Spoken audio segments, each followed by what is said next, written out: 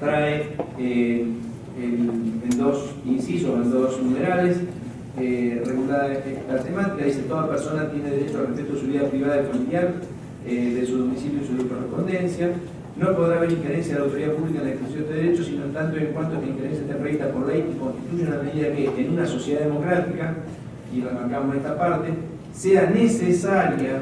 para la seguridad nacional, la seguridad pública, el bienestar económico del país, la defensa del orden, la prevención del delito, la protección de la salud o de la moral, o la protección de los derechos y libertades de los demás. Las causales son un poco más amplias, pero están, en las que vimos antes, estarían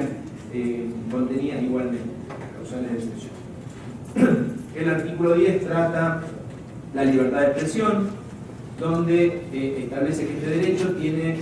comprende el de libertad de opinión y recibir o comunicar informaciones o ideas sin que pueda haber injerencia de autoridades públicas y sin consideración de fronteras. Por supuesto, esto no impide la regulación en materia de radiodifusión. Y luego, en el segundo numeral, establece nuevamente el tema de los deberes y responsabilidades, y que puede ser sometido a ciertas formalidades, condiciones, restricciones o sanciones previstas por la ley. Acá nuevamente se destaca el principio por ley, que constituyan medidas necesarias, es decir, no pueden ser medidas optativas, sino necesarias en una sociedad democrática, y se insiste en la frase sociedad democrática, para la seguridad nacional, la integridad territorial, la seguridad pública, la defensa del orden, la prevención del delito, etcétera, etcétera, etcétera, lo que vimos allí. Y también hay al final una mención específica al Poder Judicial, porque dice también que también debe tenerse en cuenta para impedir la divulgación de informaciones confidenciales o para garantizar la autoridad y la imparcialidad del Poder Judicial. Allí ya hay una referencia específica. Hay otras normas en el ámbito de la Unión Europea, como las recomendaciones de la Asamblea Parlamentaria y del Comité de Ministros del Consejo de Europa. Allí hay 4 recomendaciones a partir de 1970, donde están todas estas declaraciones relacionadas con la libertad de expresión y el derecho a la libertad de información. Es decir, ustedes ven cómo en el ámbito europeo, aquí están las de 2002 y 2005, donde se hace hincapié en la necesidad de una regulación y el reconocimiento específico, expreso y el respeto de las libertades emanadas de los artículos 8 y 10 del convenio. Fíjense que allí en el 2002 declaró el Comité de Ministros del Consejo de Europa que los Estados miembros deben garantizar el derecho de toda persona de tener acceso a solicitud a los documentos oficiales en poder de las autoridades públicas, y acá no hay distinción, como ustedes lo tienen regulado en la Ley Federal de Acceso a la Información Pública. Es decir, todas las autoridades, todos los funcionarios deben respetar este derecho. Este principio debe aplicarse, aclara, sin discriminación de ninguna naturaleza, incluyendo aquella referida al origen nacional. Yendo un poquito más cerca también, en la Carta de los Derechos Fundamentales de la Unión Europea, la llamada Declaración de Niza de 2000, existen 2 artículos, el artículo 42 y el artículo 8, que precisamente se refieren al derecho de acceso a la información pública y a la protección de los datos personales. Es el primer documento en la Declaración de Niza de 2000 que reconoce de manera expresa el derecho a la protección de los datos personales, con ese nombre. Es decir, se le da reconocimiento ya normativo. Antes se hablaba mucho del derecho a la autodeterminación informativa, aquí ya voy a hacer un paréntesis, y no del derecho a la protección de los datos personales. A partir de la Declaración de Niza del 2000, ya en el ámbito europeo se empieza a hablar de manera expresa a este nuevo derecho. Y aquí voy a hacer un paréntesis, específicamente para hablar de este tema.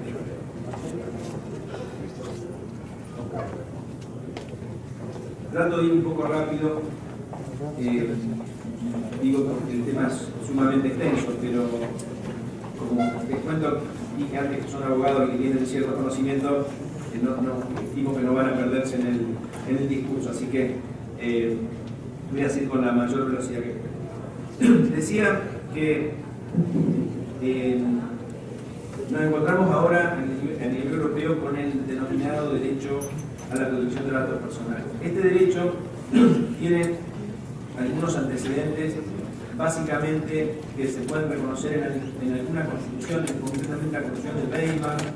de 1919, que el artículo 129 reconocía, fíjense que conectado con el derecho de acceso a la información pública,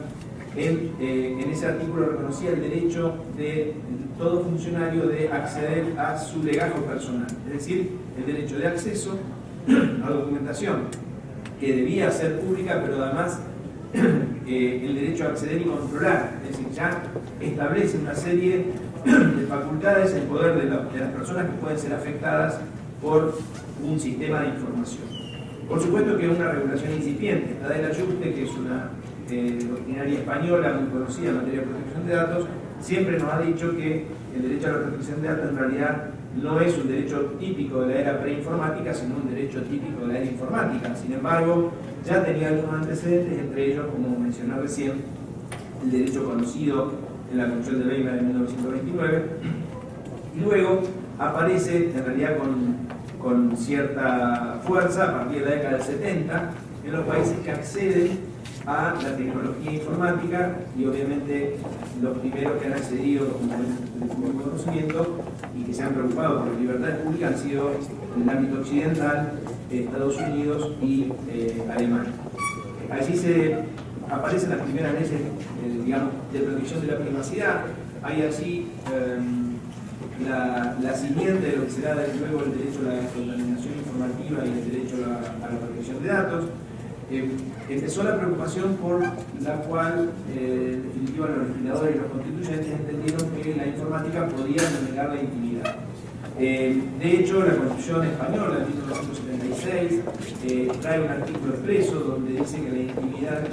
la ley protegerá los abusos que pueda haber respecto a la intimidad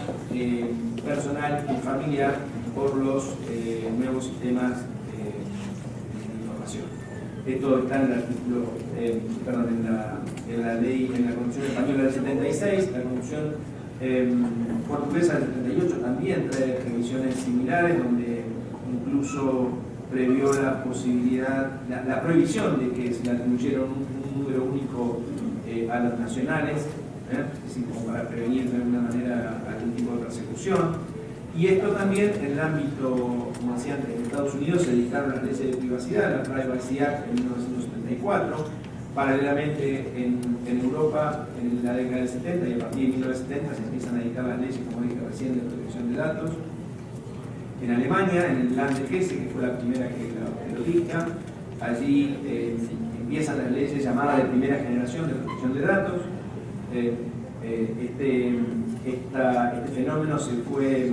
de alguna manera expandiendo a los otros lands y termina luego con la aprobación en el año 1981 con la aprobación del convenio 108, convenio 108 que está sujeto en este momento a revisión y ha sido largamente debatido en la Unión Europea. Este convenio provocó precisamente que las legislaciones nacionales que se fueron dictando a partir de estas legislaciones alemanas, estas legislaciones europeas, se tuvieran que uniformar y adaptar a este convenio que ya traía pautas específicas de protección de datos. Allí empiezan a dictarse las primeras normas. En el caso de España, por ejemplo, se dictó la ley número 1 del año 82 de protección de la intimidad, el honor y la propia imagen, y en el año 92 se dicta la primera ley de protección de datos, la llamada LORTAT, Ley Orgánica del Régimen de Tratamiento Automatizado de Datos, que luego fue reformada a partir de la aparición del nuevo instrumento que genera una nueva reforma en el ámbito europeo, que es la directiva del año 1995, la directiva número 46 de la Unión Europea, donde se establecen nuevos parámetros, nuevos paradigmas, incluso se incorpora la obligatoriedad de tener una autoridad independiente de control. Y esto es precisamente uno de los puntos más fuertes de la directiva, que también está sujeta a revisión en este momento. Es decir, las dos normas por antonomasia de la Comunidad Europea están siendo reformuladas para adaptarlas obviamente a los fenómenos nuevos, que ustedes tendrán que recordar que para el año 81 y tampoco en el año 95 había una gran diferencia. En el 81 ya no lo había todavía, pero en el año 95 Internet todavía era muy incipiente, es decir, que los problemas que tenemos hoy no eran ni siquiera aproximados en aquel momento, por lo tanto, todo esto es motivo de gran discusión en el ámbito europeo. Bueno, esta evolución, como decía antes, provocó un gran desarrollo que se tradujo en definitiva, o se trasladó, mejor dicho, al ámbito americano, especialmente a partir de la Constitución brasileña en 1988. Nuestros países estaban sumergidos en la mayoría en procesos autocráticos o procesos no democráticos, y obviamente hablar de protección de datos, de hacer una información pública en aquellos momentos era bastante difícil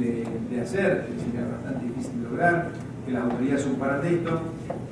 Obviamente, mientras estaban desapareciendo personas, era muy difícil lograr que el Estado se ocupara de garantizar estos derechos.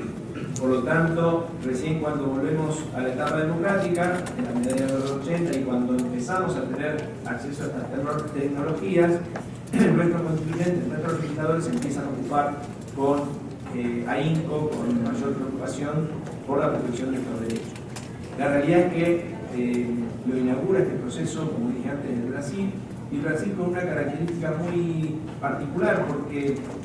la preocupación del constituyente brasileño, más que proteger los datos en general, el poder del Estado lo que quería era proteger a los particulares de la desaparición. Aún en la época democrática, su preocupación era que esos datos personales del poder del Estado, y especialmente el poder de la policía, no estuvieran desvirtuados y especialmente no tuvieran en su poder datos excesivos en relación a el ámbito y finalidad de tratamiento. Por lo tanto, el constituyente brasileño imaginó una acción especial, que es la acción de habeas data, que es similar al habeas corpus y que tiene unas características muy particulares y únicas en América Latina porque es muy informal, es decir, es prácticamente una acción, no está reconocida la posibilidad de una mera denuncia de tipo verbal como en el habeas corpus, pero no está sujeta a muchas formalidades, como sí están sujetas a formalidades del amparo. La verdad es que en Brasil se utilizó mucho para esto y a partir de ahí cundió, como dije antes al inicio de la conferencia, en toda América Latina. En el año 92 recala en la Constitución de Paraguay, en el año 91, como dije antes, en la Constitución de Colombia, en el año 93 en la Constitución de Perú, en el año 94 en la Argentina, y así sucesivamente en la de Venezuela, en la de Ecuador, en la de Bolivia, bueno, obviamente en la Constitución mexicana, pero no como habeas data, sino todo lo que es la regulación de la protección de datos. Y básicamente, a partir del año, como les decía antes, a partir del año 2000, empiezan a aparecer en el continente normas de protección de datos, normas específicas, que llevan a una cierta homogeneización de estos principios contenidos en estas normas, a las cuales voy a hacer referencia en unos minutos, y que, en definitiva, dotan a los países de nuestro continente de reglas que tienen que ser preservadas cuando, como en el caso que estamos analizando hoy, se pretende acceder a información o se están tratando información en el ámbito del Poder Judicial o el Poder Judicial está tratando información que puede ser conocida por terceros, por ejemplo, a partir de consultas en Internet. Estas legislaciones que se van sucediendo a partir del año 2000 son legislaciones que también han tenido algunos avances, pero que en líneas generales pecan un gran defecto, que es la falta de independencia del órgano de control. Es decir, en líneas generales, México sería el país que menos problema tiene con esto, pero la mayoría de nuestros países tienen un órgano de control que está inserto en el ámbito del Ministerio de Justicia, que es una dependencia del Ministerio de Justicia y en el cual no hay, no hay una independencia real porque el superior jerárquico quien puede nombrarlo y removerlo por regla general es el Ministro de Justicia, que es quien en definitiva realiza la regulación del tratamiento de los datos personales en el ámbito del Poder Ejecutivo. Es decir, no hay un cumplimiento real de este principio de independencia que proviene de la legislación europea y que, en definitiva, repito, es un principio cardinal básico de la protección de datos. Desde luego, esto ha sido destacado por la Unión Europea. Algunos países latinoamericanos hemos pedido y logrado la declaración por parte de la Unión Europea como un país con nivel adecuado de tratamiento de datos. Esto es muy importante a efectos de la transmisión internacional de datos personales, porque aquellos que hemos logrado esa declaración por parte de la Unión Europea podemos intercambiar datos sin necesidad de autorización previa. Es decir, no hay que realizar ningún protocolo, el intercambio es absolutamente libre. Y bueno, esto es muy importante a los fines del comercio electrónico, porque evidentemente lo potencia. Bueno, y de hecho, repito, la Unión Europea, cuando Argentina le ha dado, al igual que Uruguay, esa declaración de adecuación, ha destacado la falta de independencia técnica del órgano de control. Así que esto genera un problema que eventualmente podría llegar a una desertificación de Argentina y, por supuesto, la pérdida de ese estatus internacional que logró en cuanto a sus estándares de protección de datos. Y así, fíjense qué interesante, porque pese a que Argentina no tiene una independencia técnica del órgano de control, sí tiene una clara independencia del Poder Judicial. Y allí, el grupo de trabajo del artículo 29 de la Comisión Europea, que es el que, en definitiva, hace el dictamen por el cual la Comisión Europea declara al país como país con nivel adecuado para la transmisión de datos personales, destacó precisamente que en Argentina existía una verdadera protección de los datos personales por la existencia de esta acción de habeas data, que es un medio por el cual, en definitiva, se garantizaba la protección de los datos de todos aquellos que podrían verlos vulnerados, pese a que no existe esa independencia, repito, del órgano de control. Y de hecho, así ha ocurrido. En Argentina, el Poder Judicial ha sido el máximo baluarte de la protección de datos. Hay una profusa jurisprudencia, una profusa actividad, especialmente en los juzgados de baja instancia, donde a través de esta acción y además a través de las indemnizaciones han logrado inhibir a aquellos que tratan datos personales en cuanto a los tratamientos anómalos. Es decir, han logrado que se hagan tratamientos ajustados a la ley en función, repito, de un actuar rápido del Poder Judicial, porque, por supuesto, al ser el habeas data un tipo de amparo especializado, en el caso de Argentina, tiene una tramitación muy rápida, muy expedita, y incluso supera en tiempo, es decir, supera en el sentido de que es más rápida que en general cualquier sistema o cualquier mecanismo administrativo como el que pueden tener ustedes de tutela de cualquiera de los derechos involucrados en el tratamiento de datos personales. Es decir, es más rápido ir al tribunal y se puede ir directamente y resolverlo a partir incluso de unas medidas cautelares muy interesantes que tiene la ley nuestra, donde uno tiene la posibilidad de comparecer ante el juez y si la información es claramente discriminatoria o puede claramente producir un perjuicio injustificado, el juez de oficio, es decir, sin pedido de parte, puede declarar la reserva absoluta de esa información, es decir, que puede indicarle al banco de datos que no debe ni puede informar sobre ese asiento o sobre ese dato personal. Y esto, repito, puede hacerlo incluso de oficio cuando el carácter discriminatorio manifiesto.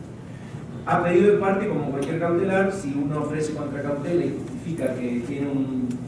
muy buen derecho, es decir, hay una verosimilitud en el derecho argumentado, el juez puede someter ese tratamiento de datos a alguna restricción, como por ejemplo que se asiente o que cuando se comunique se diga que ese dato está sometido a revisión judicial. Es decir, lo que sería una anotación de litis en el banco de datos que tiene ese dato. Es decir, aquí hay una importante, como decía antes, una importante actividad de tipo jurisdiccional que ha de algún modo suplantado o complementado la actividad de la Dirección Nacional de Protección de Datos, que es el órgano de control de Argentina, y por eso la Comunidad Europea ha mantenido hasta hoy esa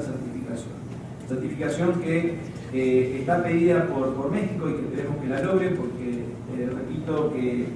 ustedes tienen no solamente un gran avance y son líderes en materia de acceso a la información pública, sino que tienen grandes avances en materia de protección de datos,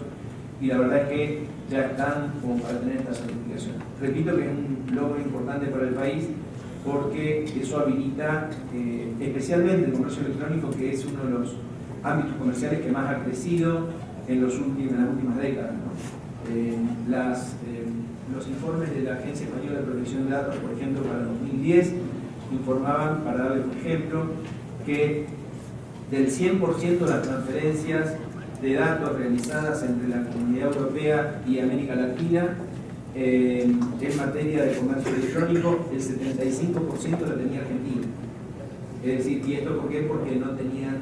porque Argentina fuera nada especial en cuanto a materia de comercio electrónico, sino porque tenía esta solicitud de adecuación que aceptó la Comunidad Europea y no tienen esas trabas burocráticas que implican poder transferir datos entre la Comunidad Europea y un país que no tenga esa certificación de país con nivel adecuado. Es decir que imaginen que México, con una población tanto más importante y un país tanto más grande que Argentina, desde el punto de vista del comercio, tendría un desarrollo mucho más significativo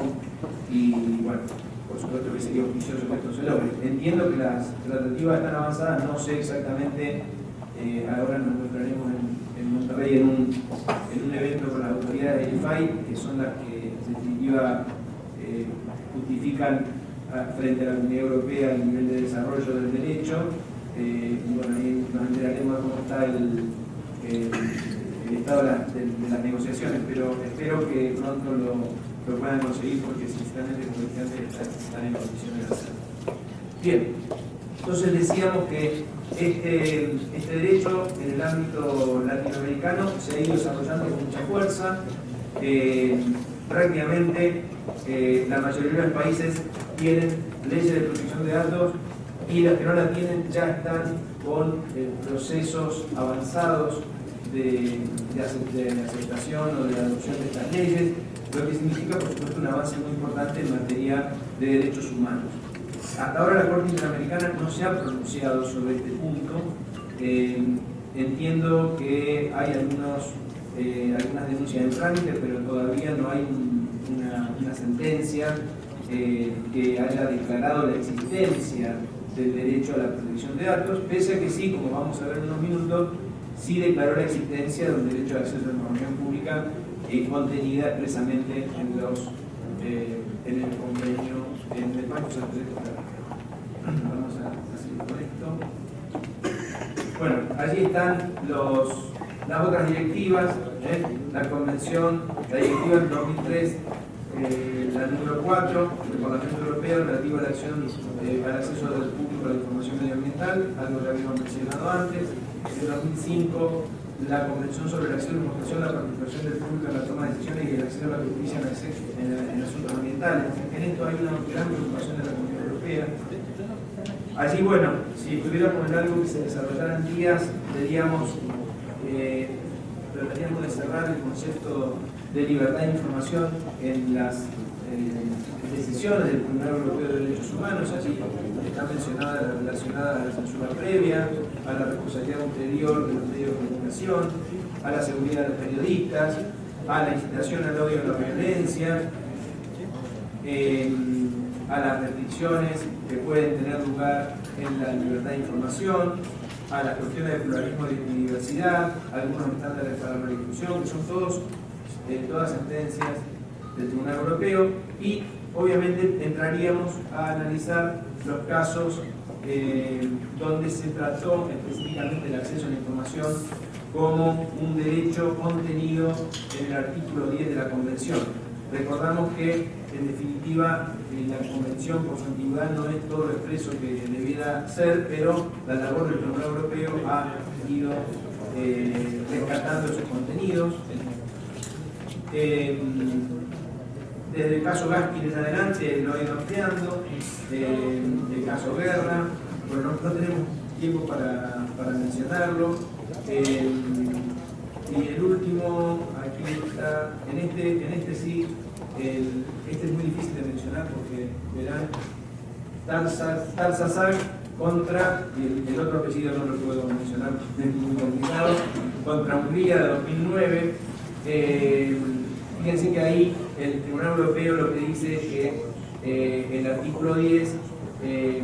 a partir de sus interpretaciones, incorpora el reconocimiento del derecho al acceso a la información y las entidades públicas, al ser las únicas que poseen la información buscada, deben entregar esa información porque si no la entregan, esto constituye una vulneración en virtud del poder de censura de quien tiene el monopolio de información, de declaración de funciones, es una vulneración grave, como bien lo destaca en esas sentencias, digo, y destaca el rol de guardián o perro guardián social al poder del Estado en cuanto a este rol, repito, de entrega de la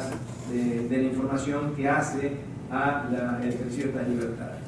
Bueno, ahí está el caso de Kennedy versus Hungría, y donde dice claramente que la reticencia obstinada del Estado a entregar información solicitada por un investigador académico es una violación al artículo 10 del Convenio Europeo. El más reciente, Gilbert versus Suecia, de 2012, donde aquí un caso algo complicado, donde un profesor se niega a dar información relativa al tratamiento médico de niños. Ustedes saben, y lo hemos mencionado antes, que todo lo que tiene que ver con los datos o la información, los datos personales de los niños, tienen un amparo especial. Por lo tanto, aquí el médico, que era un médico estatal, pero que no era médico de esos niños, lo que hizo fue negar a otras investigadoras que habían solicitado a la universidad esos estudios y se le aplicó una sanción. El Tribunal Europeo dijo que, en definitiva, esa condena, esa sanción que se le impuso al médico, que era de unos euros, que no era mucho, pero que en definitiva el médico lo denunció, esa condena que se le aplicó al médico, él entendía que era desproporcionada, pero el Tribunal Europeo entendió que como en realidad él no tenía un deber de confidencialidad, esa oposición a entregar esa información, que era para investigación y donde las investigadoras tenían un deber a su vez de reserva, iba contra, obviamente, el Convenio Europeo y especialmente en la libertad de investigar y de, por supuesto, desarrollo. En este caso la idea era poder desarrollar algunas terapias para solucionar los problemas de estas enfermedades que tenían los niños. Y en definitiva, aquí el Tribunal Europeo sí ponderó la existencia de un deber de reserva, pero que en este caso concreto era un supuesto de excepción, precisamente porque trataba una investigación clínica para ver de qué manera se podía avanzar con las terapias para esta enfermedad. Es decir, al estar garantizada la confidencialidad de esa información, entendió que el médico, que no era el médico, repito, no era el médico de los niños y por lo tanto no tenía secreto profesional que preservar, había actuado contra la libertad del convenio. Hay una suerte de ponderación aquí, que es el tema más difícil en materia de acceso a información pública y protección de datos. Nosotros estamos acostumbrados, los que trabajamos estos temas, a que tenemos que balancear. Y aquí había un interés público, que era esa investigación, y un interés privado que no estaba suficientemente acreditado porque, repito, había suficientes garantías de continuar con la preservación de la identidad de los niños y por lo tanto, en este caso, se juzgó en favor de la libertad de información, pero en otros, si esta garantía no existiera, evidentemente podría haberse juzgado a la inversa. No, hay que preservar la identidad de los niños, hay que preservar el secreto profesional, etc. Bien, ya pasando al ámbito americano, por supuesto, el artículo 4 de la Declaración Americana, que básicamente es similar a la Declaración Universal. Toda persona tiene derecho a la libertad de investigación, opinión, expresión y difusión del pensamiento por cualquier medio. Es decir, no hay un reconocimiento expreso en la Declaración del derecho a la acceso a la información pública, pero al hablar de la libertad de investigación, obviamente, después la Corte Interamericana, que se va a agarrar, por supuesto, más del